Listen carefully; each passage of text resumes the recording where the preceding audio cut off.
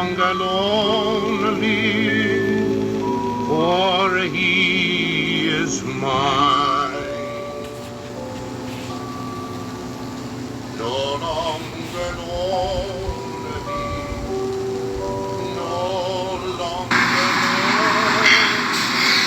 When it buzzes and there's plenty of water, is this clean around the edge? No longer lonely, no longer lonely, for Jesus is the friend of friends to me.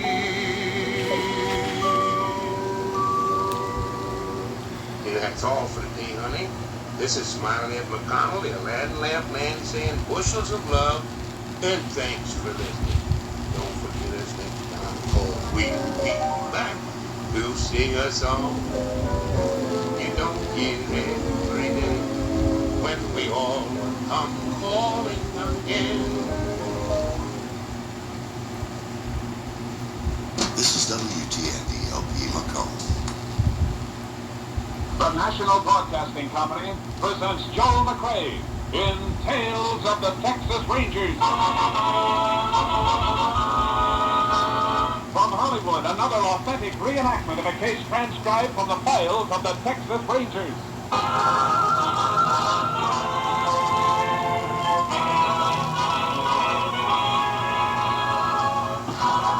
Tales of the Texas Rangers, starring Joel McRae. Texas, more than 260,000 square miles, and 50 men who make up the most famous and oldest law enforcement body in North America.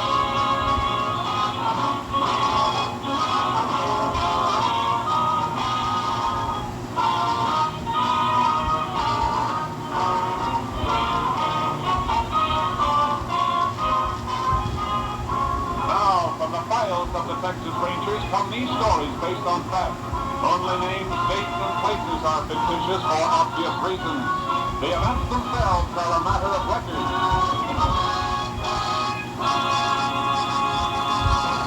Case for tonight, open and shut.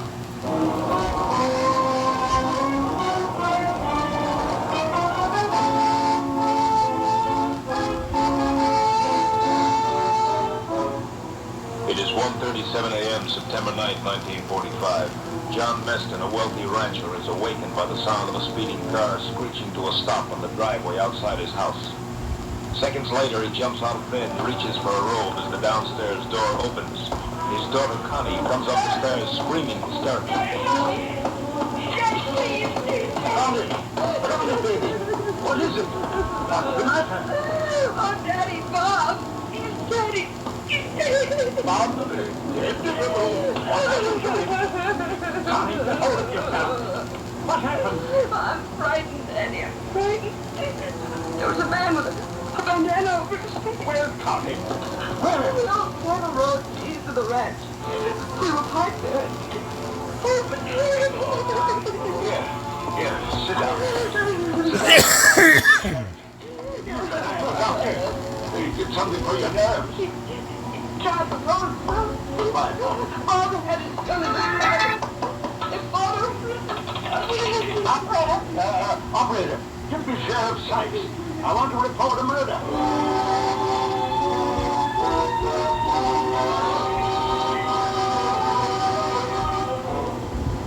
Connie Meston was in no condition to be questioned, and Sheriff Sykes had only an incoherent story to follow. He called the Texas Rangers. Ranger Jace Pearson was assigned to the case. He arrived at the Meston Ranch shortly before dawn. Might as well wait here in the library, Ranger. The doctor's still in with the girl. She's had a mighty bad shock. Did she tell you where it happened, Sheriff? Yeah, the old cattle road east of the ranch. I got some men riding out there now. They'll call us as soon as they find the body. That girl isn't going to be able to talk real soon. We better get out with your men. Here's the girl's father. Sorry to keep you waiting, Sheriff. How are you, Mr. Meston? I got here, Ranger. Can we talk to your daughter now, Mr. Meston? I'm afraid not. Doctors put her to sleep. Says she must have absolute rest for a few hours. There's no point now waiting then, Sheriff.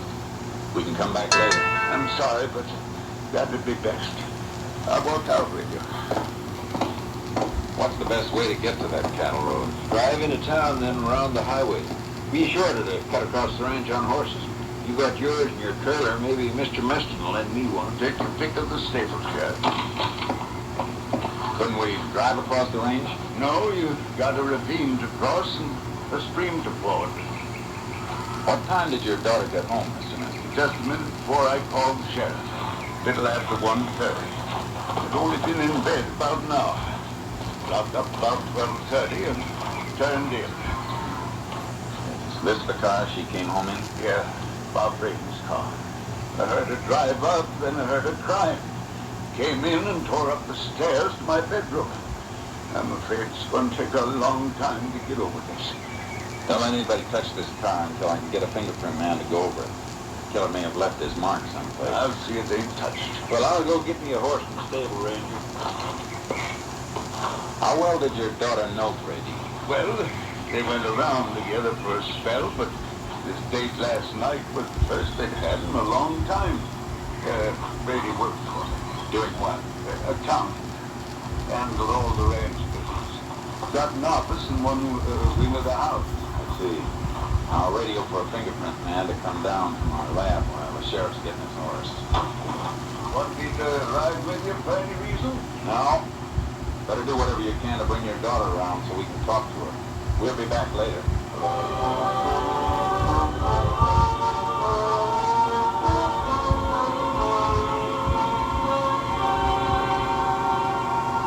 I made my radio call, and then Sheriff Sykes and I cut across the ranch to the old road. The riders had just found Bob Brady's body. Nothing had been touched. The riders waited while the sheriff and I went over the ground. Standing right beside the car when he was killed. Car tracks are heaviest here where it was parked. Yeah. Brady and the girl been walking around, though. Prints go over that way and then turn around and come back here to the body. The third set of prints mixed in with theirs. Yeah, he must be the killers. Yeah. Came up the road here, stopped beside the car, and walked on again. Heavy powder burns on Brady's coat. Shot from close up. I only saw the girl for a minute. Couldn't make much out of what she was saying, but I think Brady was killed with his own gun. How come? Carried an automatic in the glove compartment of his car. He toted quite a bit of the ranch's cash sometime. It's funny the killer didn't use his own gun, unless he didn't have one. Well, the girl said Brady tried to get his gun from the car. The fellow took the gun away from Brady and killed him. So I guess he couldn't have had a gun of his own. Doesn't make sense. He was taking a mighty big chance, staging a holdup if he wasn't armed. Although I guess it was robbery, all right. Brady doesn't seem to have a cent on him. No wallet, no wristwatch, nothing. Yeah, no doubt about the motive. Well, I guess I better have the body moved into town. Deputy can notify Brady's mother. Yeah. Better order an autopsy report. Isn't going to tell us anything we don't know, though. Keep a couple of your riders here. Sure thing, but what do you want them to do? Beat the brush and look for Brady's gun. While they're looking, we can follow this extra set of tracks and see where they lead. I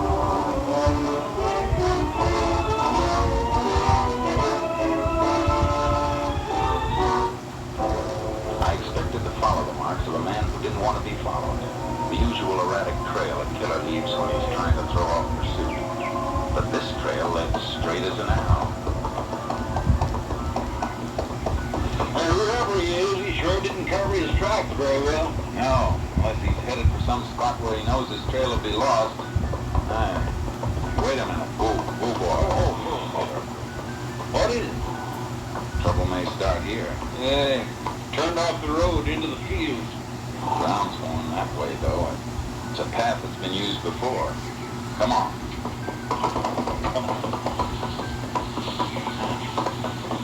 The grass has been trampled from regular use.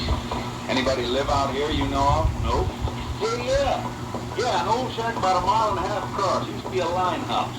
Owner rented to a Mexican. We better have a talk with him. We can move a little faster, but keep your eye out for those tracks as we go. Yeah.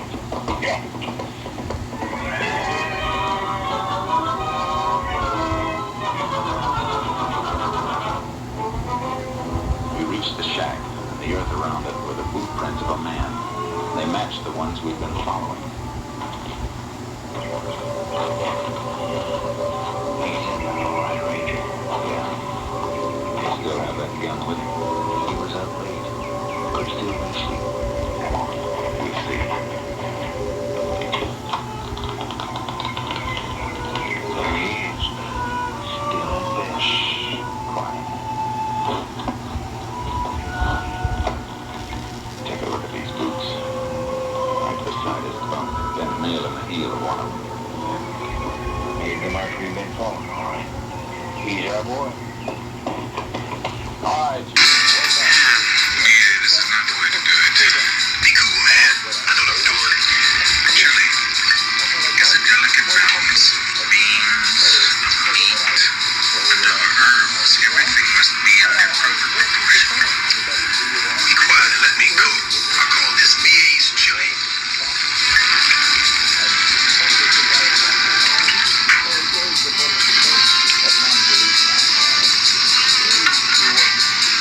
Almost midnight, I think. And you walked home, too? Sí, senor, sí. But why are you asking all these questions? I don't know if... How long does it take you to walk back here? Hour, maybe more. I don't have a watch, senor. Are you sure you don't have a watch now? Sí, sí, I never owned one. How about a gun? I don't have a gun. How did you come when you came home? Well, no, I don't remember, senor. I just walked. You better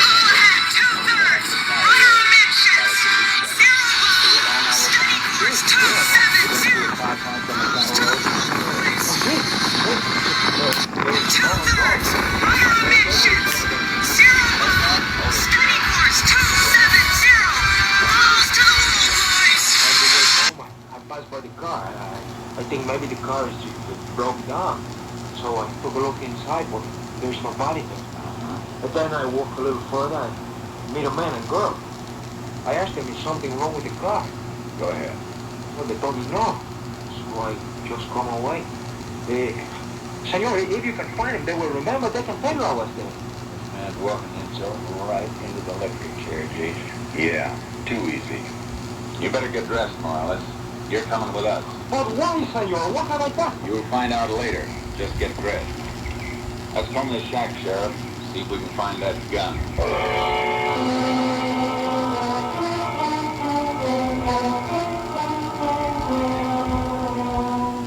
We didn't find the gun or anything else that might have been taken from Brady.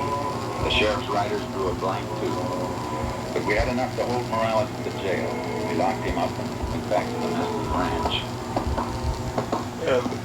Before you speak, my daughter, gentlemen, I want to ask you to try to take it easy. In here. Connie, it's Sheriff Sykes and the Ranger. Howdy, Miss Connie. Hello. Miss Meston, would you mind telling us just what happened last night? Well, Bob called me, Bob Brady. He wanted to see me. We hadn't seen each other for some time. I thought he worked here at the ranch. Well, it did, on that we hadn't been out together for a long time. I'm sorry. Go ahead. Well, he picked me up here, and we drove. Then we parked up on Cattle Road. That's young folks park there on the lovers lane. We'd been there quite a while talking. See, Bob was going to be married next month to a girl named Mildred Peterson. She's a school teacher, Ranger. I see. Go ahead, Miss Meston. Well, he asked me if I wouldn't change my mind and make up with him. Before it got too late. I told him we weren't right for each other. He'd be happier with somebody else. And then, well, all of a sudden a man came up to the car. It was dark, and he had a bandana over his face. Go on. He yelled, "Stop and made us get out of the car." You have a gun? I'm not sure. I was frightened. He had something in his hand. He took Bob's wallet and his watch, and then he told us to stay right where we were. Didn't he take anything from you? Well, yes. Yes, he took my purse. Then what happened? Well, all of a sudden, Bob made a dash for the car. He got his gun from the glove compartment, but the man was right after him. They fought. The man got the gun away from Bob, and then shut Bob and ran over. You just, if you don't mind, I think that... Second, Mr. Master. Miss Master, what were you wearing? Just a plain blue cap with a dress right there on the chair. After that, you took Brady's car and drove back here. Your father called the sheriff, is that right? Yes. Driving back from there, you had to come through town. Why didn't you stop and get to a phone? I was frightened. I couldn't think. I wanted to get home. You should be able to understand that, Ranger, after all the time. Sure, Mr. Master. Just checking. You said you were in bed and heard your daughter drive up, is that right? Yes, I told you before. I locked up and turned in about 12:30. Connie come home about an hour later. Came in and right up to your bedroom, is that right? Yes, why? Just getting the picture. All right, Sheriff. We can go now. Right. Oh, we can find our own way out, Mr. Smith. Miss Connie can come in and town and dictate her statement in a day or so. Thank you, Sheriff. Well, Ranger, this looks like a quick one to me. Case against the Mexican Morales is open and shut. I don't know, Sheriff. Somebody's lying. Meston said he locked up and went to bed. His daughter came in and went tearing up to his bedroom. Well, what's wrong with that? How'd she get into the house if Morales took her purse? Her keys would be in her.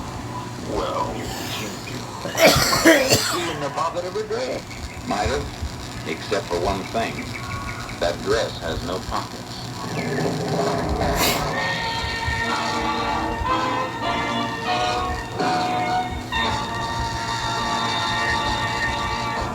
In just a moment, we will continue with Tales of the Texas Rangers, starring Joel McRae as Ranger Jace Pearson. This month, the National Broadcasting Company celebrates 25 years of bringing you the best radio programs. 7 days a week, you can depend upon NBC for music, drama, comedy, entertainment of every kind, as well as the latest up-to-the-minute news from every corner of the world. When you tune where you hear the familiar NBC chimes, you know you're tuned for the finest in radio listening. We continue now with Tales of the Texas Rangers, and tonight's case, Open and Shut, an authentic story from the files of the Texas Rangers.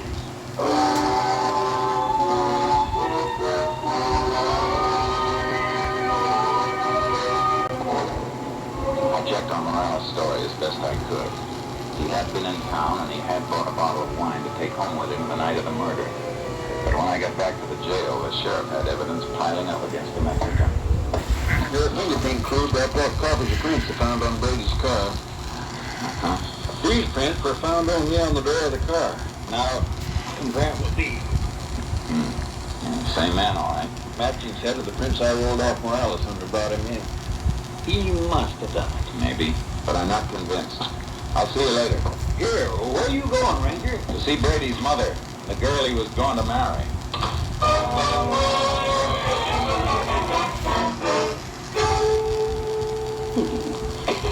The only boy had left. Stu brothers were killed in the war.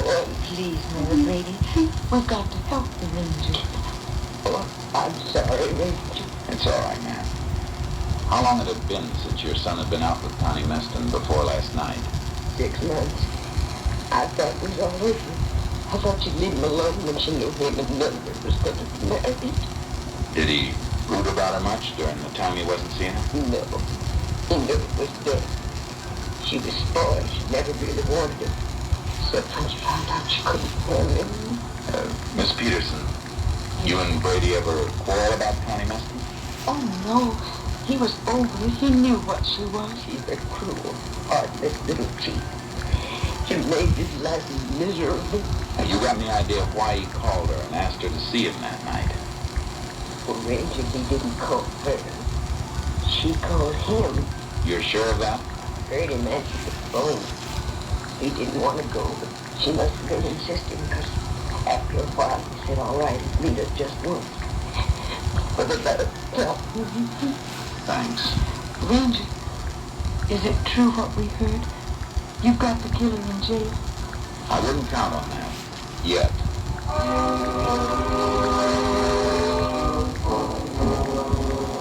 I went back to the jail and questioned Morales again. He was frightened. but his story never moved an inch from what he told us the first time. Then I saw the sheriff. I spoke to District Attorney Jace. He thinks we got enough to take the grand jury for an indictment. Give me one of the mug shots you took of Morales when you brought him in. Sure. Morales. But she said the man who stuck him up had a bandana over his face. She said a lot of things, Sheriff. Brady struggled with the man who killed him. Morales carried a bottle of wine from town to his shack. We checked that. If he had a struggle with anyone, how come he didn't drop the bottle and break it? Seems like it would have broke, don't it? You got a bandana here? Yeah, the one we took from Morales. Why? No, not that one. I want one with a different color and pattern. Maybe one in my deputy's locker. Get it. I want to see how many lies Connie Meston can tell. I won't be satisfied with the case against Morales until we find Brady's gun and the things that were supposed to be stolen.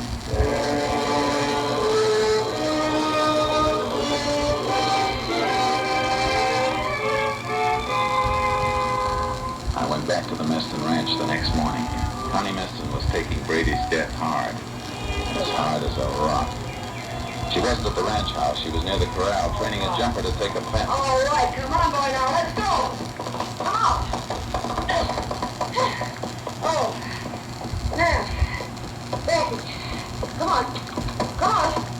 Come on, I said. Well, I'll teach you to talk. But I want you to jump, you'll jump. Come on. Take it easy with that horse.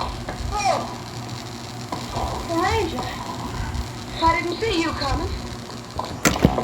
Glad to see you've recovered from your shock. Well, I had to find something to occupy my mind. Thought I'd work my horses. Got 'em headed in the show at El Paso next Sunday. It'd be nice if the horse lived that long, the way you use that whip. It happens to be my horse. Well, what do you want anyway? A little information. We may have the man who killed Brady. Oh, yeah, I heard. The Mexican Morales? News gets around. Here's a picture of him. Is he the man? Well, he could be. He looks like the one. What do you recognize? That scar on his chin? Yeah. Oh, no. I mean, no. His face was covered. Yeah, I almost forgot about that. Is this the bandana you saw? Well, it was dark, but it was just like that one. Uh-huh. Well, thanks. That all you want to know, Ranger? Yeah, that's all. For now.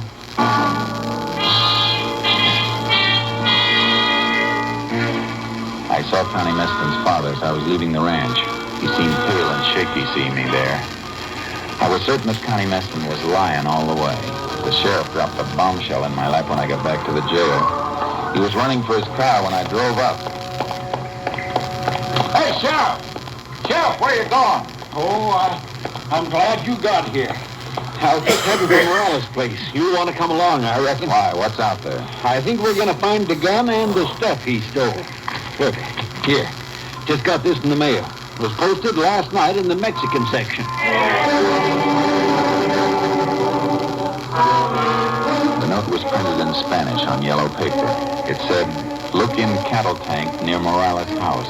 That was all. Reckon Morales trusted a friend who decided to double-cross him? We gotta get out there.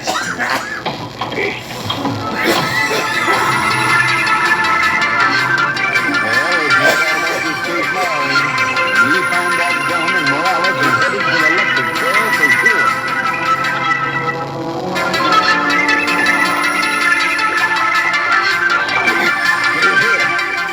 Here's something else. What'd you find? The watch? Lady with this watch? Yeah. Well, this is all of it. Come on, let's get out of here tonight. Sure.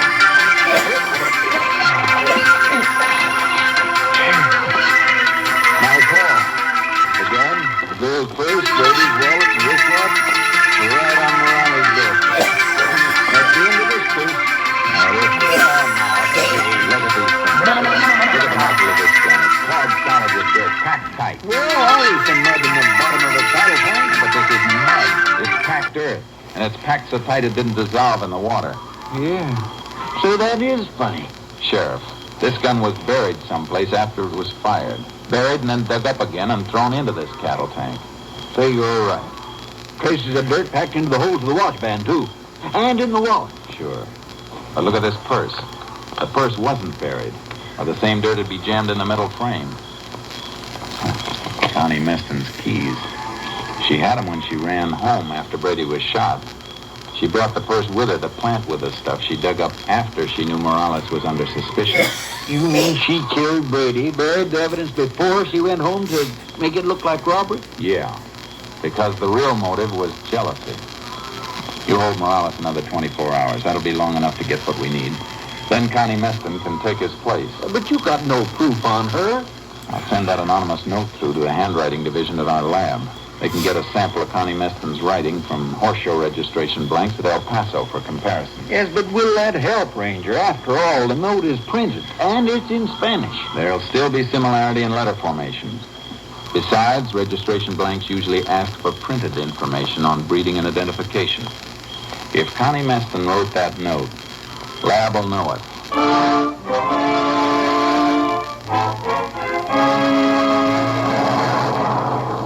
It checked.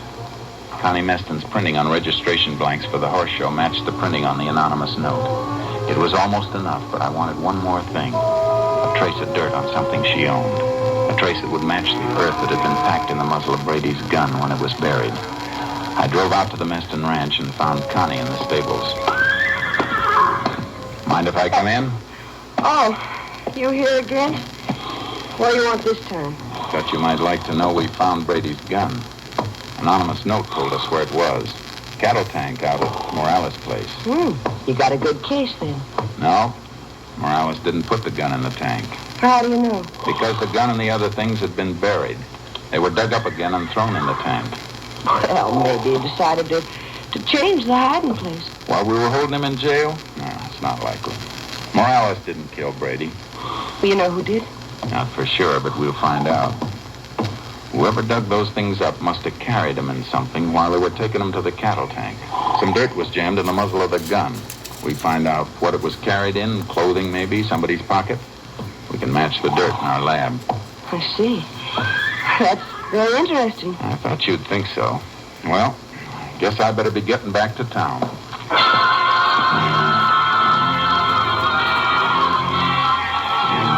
I drove away from the ranch and parked behind some trees that gave me a view of the stable. A minute after I left her, Connie Meston came out, riding like the wind. I unloaded charcoal from the trailer and followed her, always keeping cover between us. She didn't seem to be carrying anything to dispose of, but all of a sudden she came to a stop by a stream. She took the saddlebags and started to shake them out over the water. Oh boy. All right, Charcoal, let's go. Get out, boy. Yo! Stay right where you are, Miss Meston. What are you doing here, Ranger? What's the matter with you? I'll take those saddlebags. Oh, sure. Any log and empty them into a stream? None that I know of. Well, take them then, Ranger, because they're empty. Not as empty as you wish they were. And a few grains of dirt stuck in the seam. That's all we're gonna need. Well, you can't make anything out of that. Oh, I got a few other things. That anonymous note in Spanish matched the registration blanks you sent into El Paso.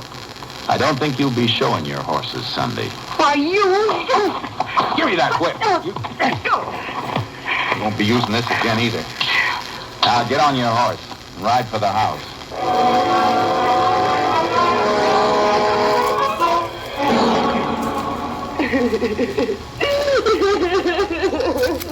I'm taking her in, Mr. Meston.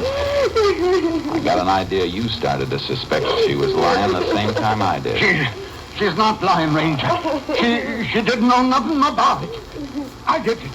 I shot Brady. I'm sorry, but that won't work either. I got her pinned down all the way. Daddy, help me talk to him.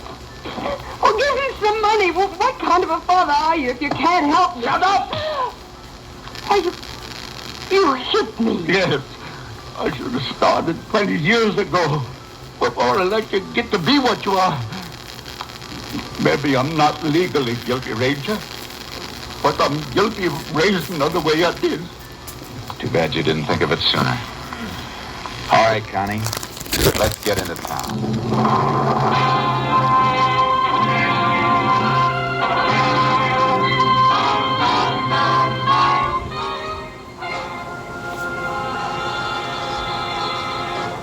Connie Meston's trial was spotted with hysterics that failed to convince the court.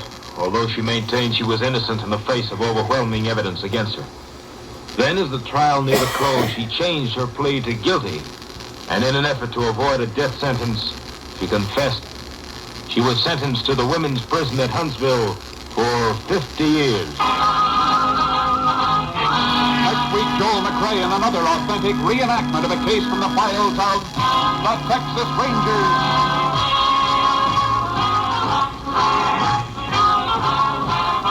Joel McRae is currently seen starring in the Universal International Technicolor production Cattle Drive. The cast included Tony Barrett, Joan Banks, Francis X. Bushman, Farley Bear, and Vivi Janis. Technical advisor was Captain M.P. Lone Wolf Gonzalez of the Texas Rangers. This story was transcribed and adapted by Joel Murcott, and the program was produced and directed by Stacy Keith. Hal Gibney speaking.